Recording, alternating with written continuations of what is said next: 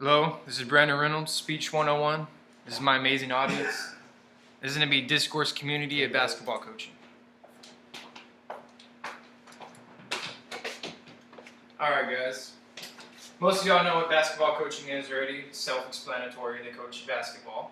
But a lot of things y'all didn't know, such as most players are evaluated upon talent, but it's the coach's responsibility to get them to perform at a higher level. That's what they call raw talent. Raw talent means you have the ability, but you need the coaching to become better. Alright? When coaches are hired, they're not just dumb jocks, like most of y'all think, which is a lot of people think. It's a huge stereotype. They actually have to be very intelligent and also have coaching backgrounds. In high school, most of them teach history. I don't know why, it's just like teaching history, alright? They also have to have a psychology background. They have to be able to get into their players' heads to get the best out of them. Such as me, I was a basketball player, and my coach had to know how to push me to a certain level without me retaliating back to him. You understand what that means? Yes. Yes. Okay. All right, I think I got it. Communication is key. Communication with the coach can be very off-wired from player to player. It varies. You have some hot-head players that can get pissed off pretty easily, and you have some players that don't even talk at all when you yell at them. You never know what's going on in their head. It's the coach's responsibility to understand each and every one of his players, on a personal level, on a player's level. All right. What's one of the best ways a coach can forge a better relationship with a player to motivate them?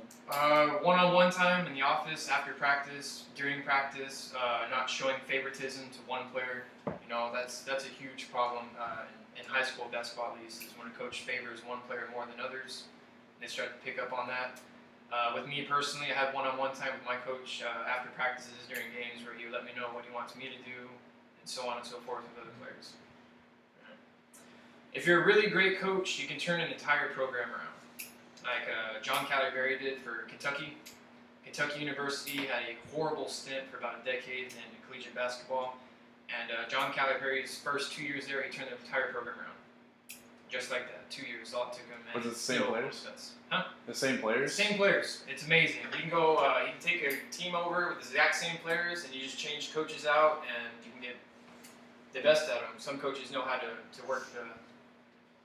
Or what's the average number of years it usually takes for a coach to complete a turnaround for like a team? It depends on the coach. John Calipari did it in 2 years. Greg Popovich did it in 5. The head coach of the Lakers, Phil Jackson, did his in almost a night. He turned around and took the Lakers to 5 NBA championships. It varies when you're talking about a high school. It's very much more difficult to turn around because you don't get to pick your players. Obviously, the cards are dealt to you already. When you're in the collegiate and NBA level, you pay your players. You can get them on scholarships, and so forth. What would you say is the more deciding factor of turning around the team? The way the coach implements tactics like during a game, or the way he speaks to his players? It's a combination of both. You have to have the communication level throughout the whole team, but also you have to have a personnel fit. There's a lot of instances where there's 2 big men on the floor, like 2 7-footers, and you don't normally see that in the NBA or any basketball team. It's very difficult to have players play together like that, but if you're a good enough coach, you'll find a way to get them both on the court at the same time to utilize both their talents. So that's my next point is they have to have. It's very difficult to make in-game decisions. I don't know if y'all know that or not. Coaches have to call plays constantly. Y'all watch basketball games. They're always in the huddle, writing down plays. It always depends on what the other team is doing. So you don't always have a set. A coach doesn't go into a game saying, "Oh, there's 12 seconds left in the second quarter. We're down by 3. I'm going to do this." It always changes. Depends on who has the hot hands, who's the best defender on the other team, who's on the court for you, who's in foul trouble. It's various different things. Do you feel that if a coach is even more than a coach, more like a mentor, or even like a close, like a father figure to these players, do you feel like a coach can be even more than that? Yes, that's another thing. Father figures are for players, and even players that don't have fathers, they'll accept the role of a father figure of a coach because they don't only coach you on the basketball court, they help you outside, and especially in high school in the classrooms, they help you out a lot. They push you to do better than what you ever think you could. There's a lot of instances where players are in game-related situations and they're their coaches actually pull them out of that by having them practice in open gym and all that kind of stuff. So, yeah, but if they're good enough, they'll bring your cities. In the NBA, at the professional level, they'll bring you multiple rings and championships. And That's kind of why they're considered like a pillar of the community. yes, to they where are. They pull the group together. I mean, you can see that almost in just about any sport.